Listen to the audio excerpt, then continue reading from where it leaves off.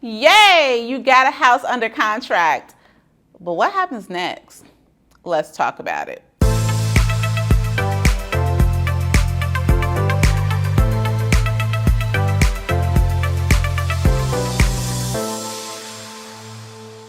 Hey everybody, it's Rosemary Lewis, your real estate bestie, and today we are answering a question from our YouTube homie Laura, who wants to know, as a new agent, what happens after under contract? But before we get into it, do me a favor, be like Laura, go ahead and subscribe to the channel. And why don't you hit that share button? If you know somebody who is newer to the real estate game, they might not be aware of this information because I definitely was not. So make sure that you share this video with them because sharing is caring and we are better together.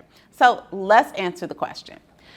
I will be the very first person to tell you that I was blessed when I first got into the business because within the first 30 days, I was already under contract and I had no idea what happens next. So Laura, I appreciate your question and your vulnerability to actually say, you know what, I know I went to real estate school, but I am still unclear of what I'm supposed to be doing, and I am here to help you.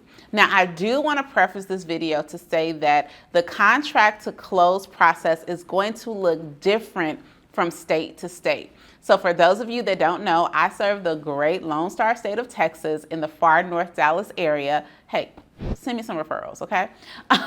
So what we do in Texas may look a little bit different than what you do in your state. So my very first advice always is to have a conversation with your broker, with your mentor, different things like that, so that you are clear on what it looks like for your state. But I will just give you some general things that you need to be aware of. So the very first thing that I am going to preach to till I am purple in the face is that we need to have knowledge of contract and knowledge of all of the addenda that we are putting with the contract even before you get into writing contracts. Now, I do want to give you a little caveat to this though, because I remember being in real estate, getting started, and I felt like I had a good grasp of what the contract was. But the reality is that until I was actually in a transaction, some of those things didn't quite make sense to me. So again, this is why I'm going to encourage you to make sure that you are in a brokerage that has a strong mentorship program or a broker that will answer your questions, because it is inevitable that you will likely need some additional support once you get to writing contracts and you are under contract for your first few transactions. As a matter of fact, like the brokerage I'm with, eXp Realty, they actually pair you with a mentor for like your first 6 transactions to help make sure that we are crossing all the T's and dotting our I's. But make sure that you have someone, no matter what brokerage you're with, that you can go to for help, okay? Now, the thing that I want you to make sure of after you actually execute the contract, and by execute, some of you say ratify, that means that all parties have signed off, we are clear on the terms of the contract, we are ready to go. One of the very first things that I would do is to make sure that you understand all of the dates and the deadlines related to the contingencies in the contract. Now, if you have a transaction coordinator, this is something that they can assist you with. Like, I send the contract to my transaction coordinator, and then she sends me and my client a pretty little email that really states like all of the important dates that we need to pay attention to and what next steps will be for the client. If you don't have a transaction coordinator, I did not starting out, then that's going to be your job, right? You're going to have to make sure that you are clear on if there is an option or a due diligence period. What are the financing contingencies? If there is a lease back, when is the closing date? All of these different things, you want to make sure that you are clear on these dates, and you want to compile an email for your client, whether you represent the buyer or seller, to let them know what they have to be prepared for.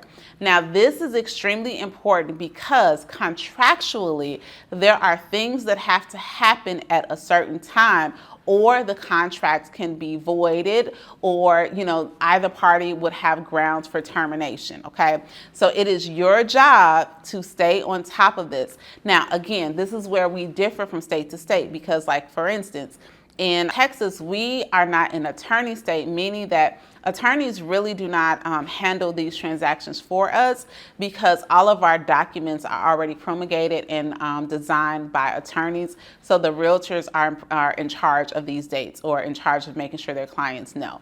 On the flip side, some attorney states, the attorney may be the one who is sending out this information, but you need to be abreast of it, right? So whether or not you are the responsible party to make sure that the client knows what is happening next, you need to make sure that you know what is happening next. So for instance, in the state of Texas, one of the first things that I send out is there is a deadline on when earnest money should be received. So if I'm representing a buyer, I let them know, hey, this is where you can deposit the earnest money. This is the information for the title company. We make sure that all parties who need the contract have it. That is the title company, that is the seller, that is the seller's agent, the buyer's agent, the lender, the attorney. You get me? Everybody needs to have the contract. Anyone who is going to be a player in making sure that it gets to the finish line, they need to have the contract and they have to know what all the dates are. Now, I do have a tool to help you. I have an email template that I use that will help you from contract to close. Now remember, every state is different, so use this as an example. Don't use this as law for where you are.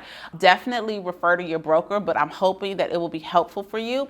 You can find those templates at rosemarylewis.com/email templates. But remember, this is a guide to help you. And what you will find with the email templates is that I am sending out reminders to my client just about those specific dates, right? So in the beginning, they get one comprehensive email that tells them everything, but then they will get reminders. Hey, this is when the inspection period is coming up. Hey, we are approaching our financing contingency. There may be an email where I will send out to a lender, hey, has the appraisal been ordered? Just different things like that so that we can stay abreast of what's happening. So here is another thing. After the contract is executed, y'all, it is not our time to wash our hands of it and just say, okay, title company, lender, you all handle it. Because I will tell you, anytime I have had a deal fall out, I was able to tell that things were shaky before the deal actually fell out because of my communication. So make sure that you understand those dates and you were talking to the right people. Hey, was the survey ordered? Did we meet the financing contingency? Was the appraisal ordered? What's taking so long for us to get earnest money in? Because when these things are not happening at the appropriate time, now you can start preparing your client and giving them just feedback like, hey, I do have one small concern. Hopefully it's not anything, but at this point, this should have happened and it hasn't happened, or I haven't gotten a response. As opposed to you just thinking everything is flying pretty and your deal falling apart before closing. And there were different ways that you probably could have intercepted it. Because I'm gonna tell you, sometimes the ball just gets dropped. Sometimes things don't necessarily go wrong, but someone forgets to do something, and we as a real estate agent who is advocating for our clients to help them get to the goal of the closing table, we need to be the additional eyes and ears to help them with that, okay? So those are some things that I want you to think about.